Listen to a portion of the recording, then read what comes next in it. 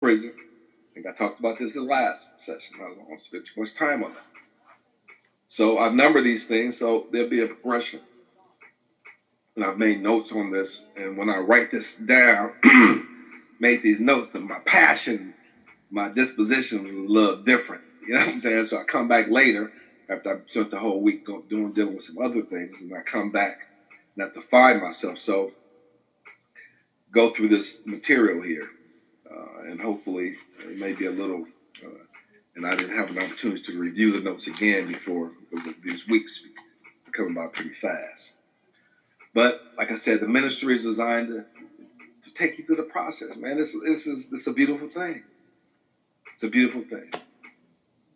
So the limited time, I have the free, Miles 30-day life plan and so forth. That's just for limited time only. So I encourage you to get on board and take advantage of these offers that down the road people are going to be paying a lot more money for. But I want to make it affordable, but it has to be profitable. It has to be a two-way street, right? Fair exchange is not robbery, right? Okay. And we just, hopefully I'll start getting some comments and so forth and participate. And but in the beginning, let's just listen. Let's just listen. Because if we already knew it, then we wouldn't be in this situation. So what I want to do is, and this is a social, political, economic enterprise that's been created. Everybody tell you what to do. And the thing about the curriculum is not a class here or there. It's designed to resurrect who you are. I'm not just trying to teach you this and that, or teach you about finance, take a class here and that. Believe me that the classes that I have are far superior because it's based on real life, the things you're going to go through in real life. I mentioned before that I met this one gentleman, he was telling me about the recession. He lost 4 houses, and he's going to school to get a master's degree. So, it won't happen again. I told him, I said, bro, a master's degree is not going to teach you this material, how to do that. See, self-study and personal growth and development. But the institution stuff, I understand that. You get a piece of paper, you go out there and get that job, you bring the resources you're supposed to bring back to the community. A married couple, you're supposed to be a team. You have to plan together. That's why I have the 30-day life plan, so you guys can get on the same page. You talk about women talk about being equally yoked, but you got to bring something to the table too. Every person should bring something to the table. So I don't, we don't want to be pointing the finger at each other. We just want to fix the situation. And I just hope that the sweet spot, age 13 to 35, our young men, our young women, so that way, because they're not wanting to have anything to do with each other. Our young men and our young women, they're on different pages. That's why they're going outside to, doing other things.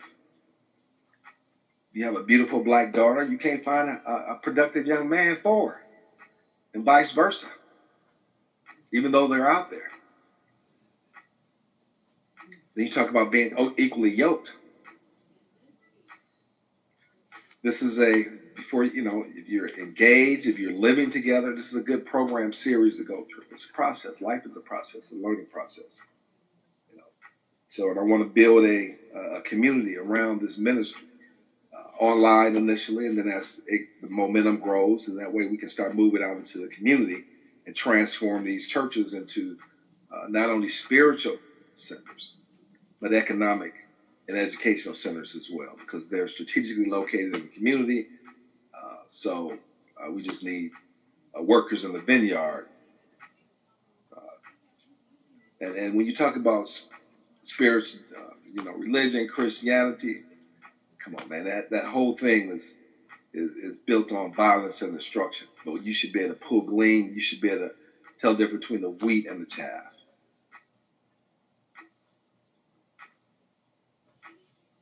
And we need to,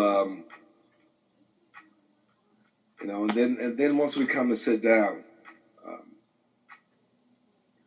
we need to be able to address issues in the community like our educational system. Making sure that they put back a viable trades program in our schools and inner city schools and so forth. And these things are possible, but we need to have a way that we can create momentum. And I hope that you use this program for that purpose and bringing this program into your home, into yourself, into your being. And it's designed to be a one-on-one ministry. And no one, you're not going to agree with everything that I say, but it's a process. It's a process. It's a process. It's an educational process. And it's a solution-based process. And I hope that I can motivate you and inspire you to be the best person that you can be. And I believe that my curriculum that I developed will do just that. And the program is designed to create an economic infrastructure based on education, something that we've been denied since we've been here and misled. And especially our children right now, you graduating, and even the athletes is making all that money. A lot of them can't even read and write. So you know what's going to happen is the path of destruction, right? And we must get aggressive with our politics. Quit giving away votes. We're going to talk about politics, how we should organize ourselves, not just give away votes. We got too many issues that need to be dealt with. And we have a political system within this government to address those things, and they just go right over our head. Even this Black History Month, they have Black History tributes, and Black folks aren't even involved in the process. They had J-Lo did a Motown tribute, and everybody's uproaring about, wait a minute, And I had at the school I was teaching that they brought a hip hop dance group.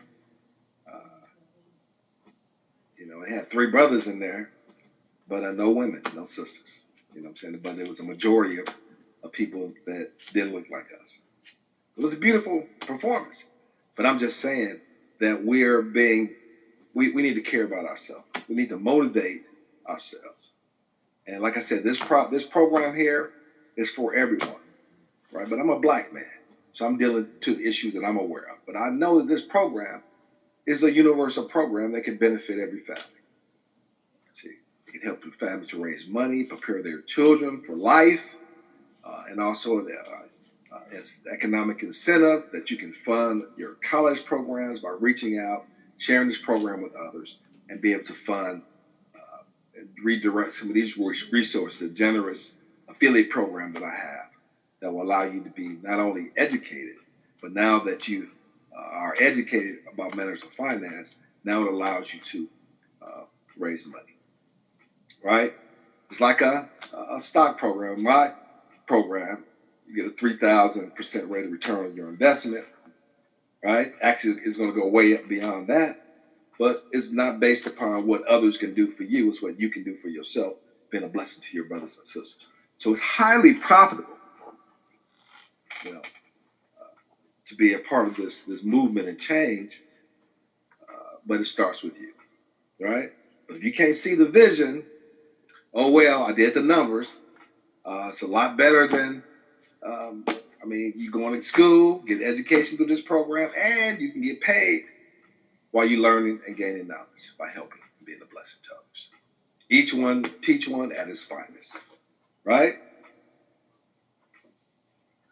So we need to get aggressive with our politics and not give away our votes and understand how valuable it is and understand how politics works within our communities, right? Then we need to make sure that our children, but I'm telling you, once the economic flow, go through the program, tell you how it works.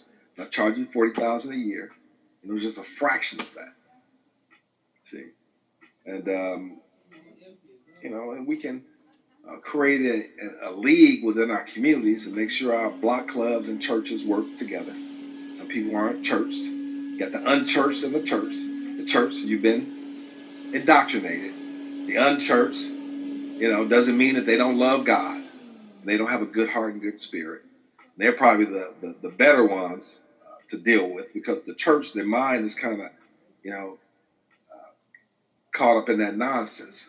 But if you're the ones that just go sit in the pews and leave and so forth, you're not involved in the inner workings of that institution, uh, you're probably in a better position. But we want to change the dynamics of our churches, and those who aren't willing to change, then we just need, because they are nonprofits, so we can just move in and revamp the institution. And all we want to do is introduce Maya, because that tells you the purpose of your spiritual journey, the purpose of that religious institution that you're a part of. See, and we just want to make sure that our kids get involved in activities. They got sports activities and community activities they can get involved in, so they're just not hanging out on the streets, getting into trouble. And our grandparents should not be raising their kids, their children's kids. They shouldn't be doing that. This is a dire situation. But as a general rule, our children, we shouldn't be raising our children's kids, not when they're around. See, some of them drugged out, want to party or what, not taking personal responsibility. And another alarming statistic that came my way was that our black women, and in some states, especially New York, the abortion rate is higher than the birth rate. Our women are killing more children than are being born. That's not taking personal responsibility on both persons' part. We can point fingers and so forth, but that's your body. Just like you said, hey, it's my body. I do what I want to do. But that's murder. That is not being responsible. Then they're taking those stem cells and those fetuses. They're doing experiments on them. They're doing research. And they're taking the stem cell research. They're using that to inject the Europeans. And they're raving over it that this is a miracle and it's changing their life, giving them more energy, more vitality. And our black women and women of color are not being compensated for that. And Hispanic women are right, behind that. So what is that saying about our community and our culture, that we abort so many babies? And if we don't have, and if we don't have an economic infrastructure, a community, and it doesn't all come down to money. Money is a very, you want to feed the kids and so forth, but we can't be so standoffish. You want to go sleep with somebody, but the outcome is so devastating. And then later on in life, with sisters, it comes back to haunt you. It pains you what you've done, because it flashes back into your memory bank, and you have pain and agony because of that. So we need to slow down. We need to act more responsibly in all the things that we do. And that's what this Saturday school is about, is to raise our consciousness.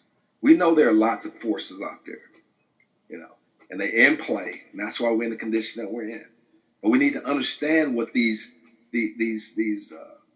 destructive forces are, so we don't have to conduct ourselves. So the way we conduct ourselves, and that's what they take advantage of, and they manipulate to keep us at bay.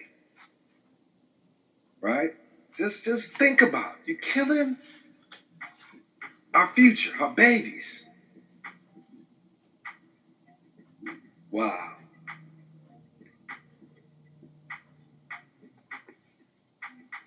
Then once we get organized, we can demand an economic stimulus package for the inner city.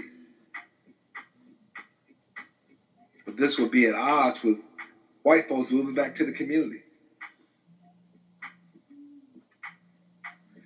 And that's what the housing crisis was all about, to clear out the community for gentrification.